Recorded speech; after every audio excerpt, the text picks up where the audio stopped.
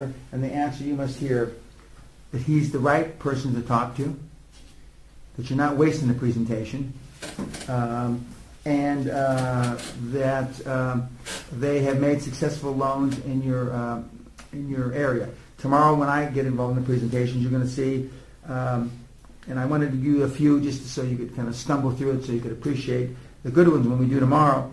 But when I call up to make the appointment, or my secretary calls up, we ask, are you in a credit? Are you in a lending mode?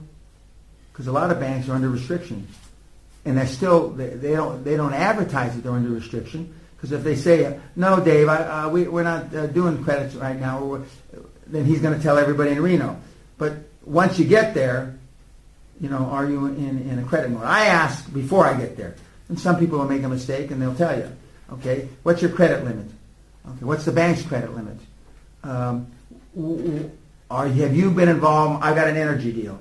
I mean, when was the last energy loan that you had approved? You didn't have an energy loan approved, then I'm talking to the wrong person. When was the last movie deal you had approved? Whatever you call it, entertainment deal. If you haven't done an entertainment deal, I want to talk to the guy that has done an entertainment deal, or I want to talk to the guy that has done a energy deal, whatever your field is. How many people are on the credit committee? Okay, I want them all there. Are you a central lending bank or an individual lending bank? Central meaning that 15, 20 banks all pool their loan portfolio, and that means you're competing against, 5 or 6 or 15 or 20 other investments, and then they're going to look at return on investment vis-a-vis risk in the risk profile, and you don't want to do that.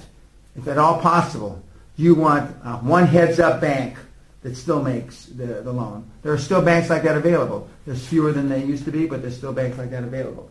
And this is some of the thought process. And when you've done it, 15, 20 times, it will just be natural to you, and you won't have to pin the guy up against the wall to ask him these questions and make him feel uncomfortable.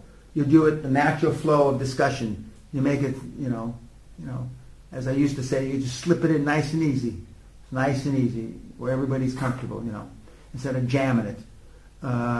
Again, the first time you make a successful appointment, and then the first time you have a successful appointment, I mean, I've seen the growth that my own son's made calling on Chinese institutions and Chinese lawyers and Chinese accountants.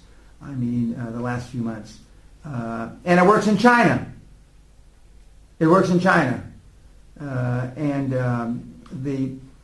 Because I know it works everywhere. Because all banks want to loan money.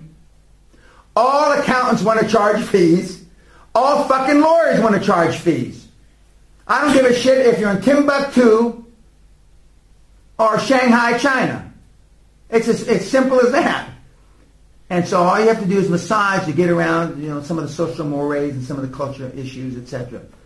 And in my son's case, the fact that, I don't know how much Chinese he can speak, they accelerated him a year, but and the fact that he's, speaking some half-assed Chinese, and he's got two Chinese assistants now. I mean, so I know it works. Okay, the proper mindset for getting money, how to get the money. Okay, I already talked about this, but the proper mindset is you got to be absolutely positive and share no negative thoughts, have no negative words. But it's important. What was the last entertainment deal you did? Did you do it? Was it a tough credit? That means did you have a hard time? And I'll be honest with you, because nobody asks these kinds of questions.